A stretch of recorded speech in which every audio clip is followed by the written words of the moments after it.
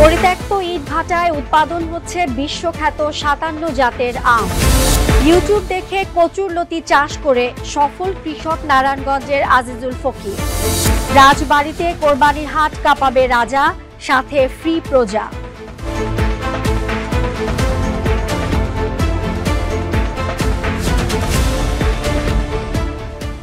দর্শক, আমন্ত্রণ মাই টিভি গ্রামীণ নিউজে। এতক্ষণ দেখছিলেন শিরোনাম, সাথে আছি আমি ফৌজিয়া রওশন। এলএমই সার্টিফাইড বিশ্বসেরা কপারে তৈরি ওয়ালটন কেবলস, যা আপনার স্থাপনাকে রাখবে সব সময় নিরাপদ। চাঁদপুরের শাহতলীর হেলালুদ্দিন কৃষির প্রতি ভালোবাসা থেকে ২০২০ সালে পরিত্যক্ত একটি ইটভাটায় গড়ে তোলেন ফলের বাগান। সেখানে দেশি বিদেশি ৫৭ জাতের আম চাষ করে দেশ জুড়ে আলোচনায় সৃষ্টি করেছেন তিনি। তার বাগানে রয়েছে টমি অ্যাক্টিংস, আলফনসো, হ্যাডেন, সূর্য ডিম সহ নানা দুর্লভ জাতের আম। অর্গানিক পদ্ধতিতে চাষ হয় এসব আম আকর্ষণীয় ও সুস্বাদু। প্রতিদিনই দেশের বিভিন্ন স্থান থেকে দর্শনার্থীরা এই বাগান দেখতে ছুটে আসেন। বিস্তারিত রিপোর্টে। ইটভাটায় উৎপাদন হচ্ছে আম, শুনতে আশ্চর্য লাগলেও সত্যি তাই। পরিত্যক্ত ইটভাটায় দেখা যায় বিশ্বখ্যাত ৫৭ জাতের আম। দেশি বিদেশি ৫৭ জাতের এই আম চাষ করে দেশ জুড়ে আলোড়ন সৃষ্টি করেছে সাংবাদিক ও কৃষি উদ্যোক্তা হেলালুদ্দিন। আমার এই ৬২ বছর বয়সে আমি অনেক জায়গায় ঘোরার তৌফিক হয়েছে, আমি অনেক জায়গায় ঘুরে ঘুরে দেখছি, কিন্তু আমার কাছে সবচেয়ে চমকপ্রদ মনোমুগ্ধকর বাগানটাকে আমার মনে হয়েছে। আম আসলে আমরা অনেক সময় খাওয়ার নেশায় পড়ি, এখানে আসলে কেউ খেতে চাইবে না, চাইবে দেখতে। এত সৌন্দর্য মণ্ডিত এই আমের বাগানটা আমার কাছে খুব চমৎকার লাগছে। আমি খুব প্লিজড যে শেষ বয়সে একটা সুন্দর বাগান। চাঁদপুরের শাহতলী গ্রামের সাংবাদিক হেলালুদ্দিন সাংবাদিকতা পেশায় নিয়োজিত থাকলেও হৃদয়ে ছিল কৃষির প্রতি গভীর ভালোবাসা। সেই ভালোবাসাকে বাস্তবে রূপ দিতেই ২০২০ সালে চাঁদপুর সদরের ডাকাতিয়া নদীর পাড়ে একটি পরিত্যক্ত ইটভাটায় প্রায় ৩ একর জায়গায় গড়ে তোলেন ফলের এই রাজ্য। দেশি বিদেশি নানা ফলের চাষ শুরু করলেও এবছর বিদেশি ৫৭ জাতের আম চাষ করে সবচেয়ে বেশি আলোচনায় এসেছেন তিনি। ২০২০ সালে করোনার সময় এরপরে আমি বাগানটা তৈরি করি বালি ভরাট করে ইট ভাটার জমিতে। ২৫০ গাছ, প্রায় ৩.৫ একর জমিতে আমরা ৫৭ জাতের আম আছে আমাদের এই চাঁদপুরের ফ্রুটস ভ্যালি এগুলোতে। এই বাগান থেকে সম্পূর্ণ অর্গানিক পদ্ধতিতে আমরা চাষ করি, বিষমুক্ত ফল ফসল, কোনো কীটনাশক ব্যবহার করা হয় না। এই বাগানে টমি Atkins, উতাউলফ, Bailey marble, আলফস্নো, Clive, Haden, মায়া, সূর্য ডিম সহ অসংখ্য দুর্লভ জাতের আম রয়েছে। অর্গানিক পদ্ধতিতে চাষ হওয়া এসব আম দেখতে যেমন আকর্ষণীয়, খেতেও অত্যন্ত সুস্বাদু। অনেক জাতের আম দেশি আমের চেয়ে আকারে ও গন্ধে এগিয়ে। বর্তমানে এসব আম প্রতি কেজি ৩০০ থেকে ৮০০ টাকা পর্যন্ত বিক্রি হচ্ছে। এখানে আমাদের অসংখ্য ভ্যারাইটির জাত আছে, বিভিন্ন উচ্চ মূল্যের, সারা ওয়ার্ল্ড থেকে যত দামি জাত উচ্চ মূল্যের ফল ফসল আমরা এখানে আবাদ করছি। এবং শুনলে অবাক হবেন, বিশ্বের যদি সেরা ২০টা আম ধরেন সবগুলো কিন্তু চাঁদপুর ফ্রুটস ভ্যালি এগুলোতে আছে। সবচেয়ে দামি আম যদি ধরি মিয়াজাকি, প্রচুর ফলন হয়েছে। এখানে আছে আলফনসো, এটাকে আমরা ওয়ার্ল্ড নাম্বার 1 ধরি। এরপর আছে আমাদের ব্যালেন্সে ফ্রাইড, অস্টিল গোল্ড, গ্লেন, হার্ডেন, সেন্সেশন, সানসেট, এই ধরনের জিল, কিন অফ চাকাপাত। এদিকে দর্শনার্থীদের আগ্রহ চোখে পড়ার মতো। দেশের নানা স্থান থেকে প্রতিদিনই অসংখ্য মানুষ বাগান দেখতে আসছেন। তারা শুধু ঘুরেই দেখছেন না, বরং পছন্দ মতো আম কিনে নিয়ে যান এবং অনেকেই নিজের বাড়িতে এসব আমের চারা লাগানোরও আগ্রহ প্রকাশ করেছেন।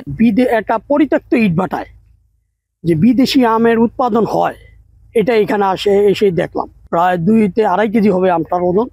আমি তো অবাক হয়ে গেছি। আমাদের দেশের সাধারণ মাটিতেও যে বিদেশি আমের উৎপাদন সম্ভব হয়, এটা এই হেলাল ভাইয়ের এই ফ্রুটস ভ্যালিতে এসেই সেটা দেখে সম্ভব হলো। কি বিদেশি আম উৎপাদন দেখে আমি নিজেও চিন্তা ভাবনা করছি যে আমি আমার যেই পারিবারিক যে সম্পত্তি আছে সেই সম্পত্তির মধ্যে আমিও এই ধরনের আমের উৎপাদন করবো। এত প্রজাতির আম, এত সুস্বাদু আম, এগুলো দেখে আসলে আমি আবির্ভূত। মানে কোনটা থেকে কোনটা কিনবো আমি চিন্তা ভাবনা করছি, এখান থেকে নিয়ে আমার নিজেদের বাড়ির আঙিনায় বা আমাদের প্রত্যেক জমিতে এই বিদেশি জাতের আম আমরা দেখেছি উৎপাদন করবো। ১০-১২ জন লোক কাজ করে আম বাগানে, কোনো কেমিক্যাল ইউজ করা হয় না। দর্শনের যদি পছন্দ হয় তাহলে আম কিনে নিয়ে যায় জায়গা থেকে। উদ্যোক্তা হেলাল উদ্দিন বলেন, বিশ্বের দামি ফল নিয়ে কাজ করাই এখন তার লক্ষ্য, যেন দেশের চাহিদা মিটিয়ে ভবিষ্যতে এসব আম বিদেশে রপ্তানি করে বৈদেশিক মুদ্রা অর্জন করা যায়। আমরা মনে করি এই জাতগুলি যদি সারা বাংলাদেশ ছড়িয়ে পড়ে, নতুন নতুন কৃষি উদ্যোক্তা সৃষ্টি হয়, তাহলে সবাই লাভবান হবে। বাংলাদেশে যারা দেখেছি আমাদের তরুণ যারা উদ্যোক্তা আছে, তারা আসলে ওনার এই অনুকরণীয় দৃষ্টান্ত দেখে বাংলাদেশে ব্যাপকভাবে বিদেশি জাতের আম উৎপাদন আগ্রহী হতে পারেন। চাঁদপুরের সচেতন মহল বলছেন, হেলাল উদ্দিনের এই উদ্যোগ নতুন সমাজের জন্য অনুকরণীয় দৃষ্টান্ত। বেকারত্বের অভিশাপ থেকে মুক্তি পেতে এমন ব্যতিক্রমধর্মী উদ্যোগ প্রয়োজন। নাজমা, মাই টিভি। নারায়ণগঞ্জের সোনারগাঁয়ের আজিজুল ইউটিউব দেখে শুরু করেন কচুরলতি চাষ। পারিবারিক কৃষিকাজের অভিজ্ঞতা থাকলেও 3 বছর আগে তিনি নিজে বর্গা জমিতে লতি চাষ শুরু করেন। চলতি মৌসুমে 40% জমিতে লতি চাষে খরচ হয়েছে প্রায় 35,000 টাকা, যা থেকে তার আয় আসবে প্রায় লাখ টাকা। তবে এই সাফল্যের পরও আজিজুলের আক্ষেপ, এখনো কৃষি বিভাগের কোনো সহায়তা পাননি তিনি। বিস্তারিত রিপোর্টে। ইউটিউবের ভিডিও দেখে কচুরলতি চাষ করে সারা ফেলে দিয়েছেন কৃষক আজিজুল। ভিডিও দেখেও যে কৃষিকাজে সফল হওয়া যায় তার জ্বলন্ত উদাহরণ সে। আমি গত 2 বছর আগে ইউটিউব চ্যানেল থেকে ইউটিউবে চাষ দেওয়া দেখলাম, এবার মোটামুটি সফল আল্লাহ দিলে ইনশাল্লাহ। নারায়ণগঞ্জের সোনারগাঁও উপজেলার নোয়াগাঁও ইউনিয়নের চৌরাপাড়া গ্রামের বাসিন্দা আজিজুল ফকির পারিবারিকভাবে কৃষির সঙ্গে যুক্ত থাকলেও বছর 3 আগে ইউটিউবে কচুরলতি চাষের ভিডিও দেখে আগ্রহী হয়ে ওঠেন। এরপর বসতবাড়ির পাশে জমি বর্গা নিয়ে শুরু করেন চাষ। ধাপে ধাপে তিনি এখন হয়ে উঠেছেন একজন দক্ষ ও লাভজনক চাষি। ইউটিউব চ্যানেলে চাষ দিয়ে দেখলাম যে লতি আর পাপল কিংবা বাগুনরা মোটামুটি ভালো পর্যায়ে আছে, তো চিন্তা ভাবনা করলাম যে মোটামুটি জায়গার কাছে বীজ পাওয়া যায়। চলতি মৌসুমে তিনি 40% জমিতে কচুরলতি চাষ করেছেন। এতে তার খরচ হয়েছে প্রায় 35,000 টাকা। এরই মধ্যে 50,000 টাকা লতি বিক্রি করেছেন তিনি। বাকিগুলো বিক্রি করে আরো 40 থেকে 50,000 টাকা আয়ের আশা করছেন আজিজুল। তার সাফল্য দেখে অনেকেই লতি চাষে আগ্রহী হচ্ছেন। আমরা চাষটা করতেছি মোটামুটি আল্লাহ দিলে গত 2 বছর করছি, গাছাবার মোটামুটি লাভবান হইতে পারি নাই, গাছাবার দ্বিতীয়বার, এবার আল্লাহ দিলে মোটামুটি লাভবানের কিছু দেখছি আল্লাহ দিলে। তিনি জানান, জানুয়ারিতে বীজ বোনার পর জুন জুলাইয়ের মধ্যে ফসল বাজারজাত করা যায়। পুরো মৌসুম জুড়ে প্রায় 6-7 মাস লতি উৎপাদন চলে। ভালো ফলনের জন্য তিনি রাসায়নিক সারের পাশাপাশি ব্যবহার করেন জৈব সারও। আজিজুলের পাশাপাশি তার এই ক্ষেত পরিচর্যা করে তার ছোট ছেলে। 200 টাকা পাল্লা চলে আর কি, মন পরে গিয়ে আপনার 1600 টাকা কেজি, 1600 টাকা মন। অনেক দাম শুনছি, তারপরে আসলাম, দেখলাম ভালোই লাগলো। আমারও ইচ্ছা আছে এই কচু লতি উদ্যোক্তা নেওয়ার। তবে আজিজুলের অভিযোগ, এতদিনও কৃষি বিভাগের কাছ থেকে কোনো ধরনের পরামর্শ বা সহায়তা পাননি। সহায়তা পেলে আরো বড় পরিসরে চাষ করতে চান তিনি। আমি আমার বাবাকে লতি তোলার সঙ্গে সহযোগিতা করি। বাবাকে সহযোগিতা করতে অনেক ভালো লাগে। কৃষি অফিস থেকে আমার কোনো সহযোগিতা আমি পাইও নাই, আর আশাও নাই। এমনিতে ফিল্ডে যারা কাজ করে আর আসা, আসলে মূলত ভাবে আমি ছোটবেলা থেকে কৃষি করি, কিন্তু এই পর্যন্ত আমি কৃষি অফিস থেকে কোনো সাজেশন পাই নাই। সরকারি সহযোগিতায় আজিজুলের মতো কৃষকদের হাত ধরে সমৃদ্ধ হোক বাংলাদেশের কৃষি, অর্থনীতিতে যোগ হোক নতুন মাত্রা, এমনটাই প্রত্যাশা সচেতন মহলের। রাজবাড়ির কোরবানির হাটে সাড়া ফেলেছে বিশাল আকৃতির শাহিওয়াল জাতের ষাঁড় রাজবাড়ির রাজা।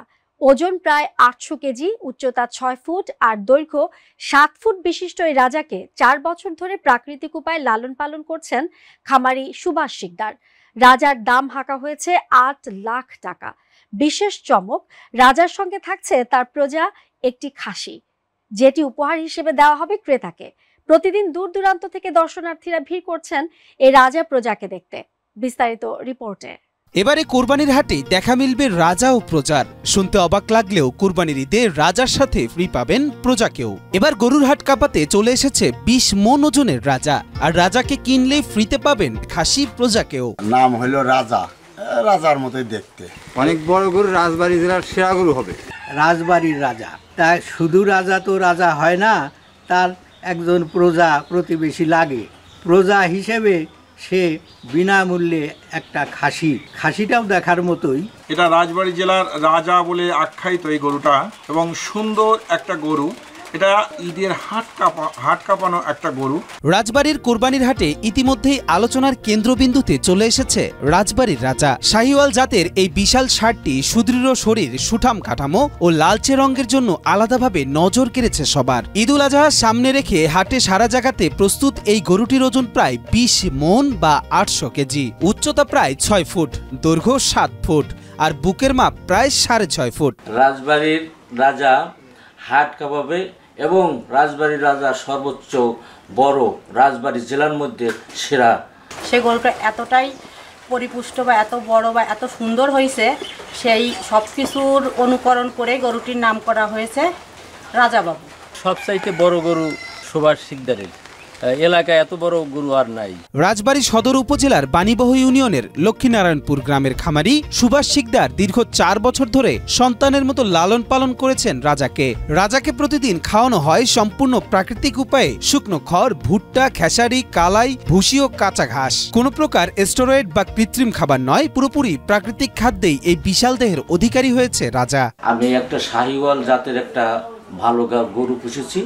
এই গরুটা আমি 4 বছর ধরে লালন পালন করতেছি এবং নিজের ছেলের সন্তানের মতো ওকে আমি মানুষ করতেছি। এই রাজাকে আমি শুধু খ্যার আর ওর সঙ্গে ছোট কুচি কুড়া আর হলো ভুসি। নিজের সন্তানের মতন নাওয়াই গাও সাথে বড় গরু আমাদের কিছু বলে না। একটা সন্তানকেও মানে এতটা ভালোবেসে বা আদর যত্ন করে করে না, মানুষ করে না। এই গরুটার উপর যেভাবে ওরা শ্রম দিচ্ছে। খামারি সুভাষ শিকদার জানান, গরুটির দাম হাঁকা হয়েছে 8 লাখ টাকা। বিশেষ আকর্ষণ হিসেবে রাজার সঙ্গে থাকবে তার প্রজা, একটি খাসি, যা তিনি রাজার ক্রেতাকে উপহার হিসেবে দিবেন। সব মিলিয়ে রাজা ও প্রজাকে দেখতে প্রতিদিন ভিড় করছেন দূর দূরান্তের উৎসুক মানুষজন। আমি রাজার সঙ্গে আর একটা পূজা দেব, সেটা হলো আমার খাসি।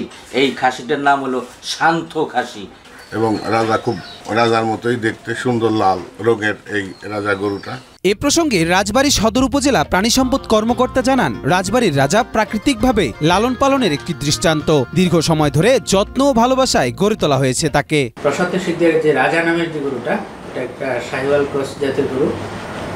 এটাকে সে প্রায় 4 বছর ধরে পরম মমতায় আপনার প্রাকৃতিকভাবে প্রাকৃতিক খাবার খাইয়ে সে লালন পালন করেছে। আমাদের এস্টিমেশন মতে প্রায় 800 কেজির মতো ওজন হবে।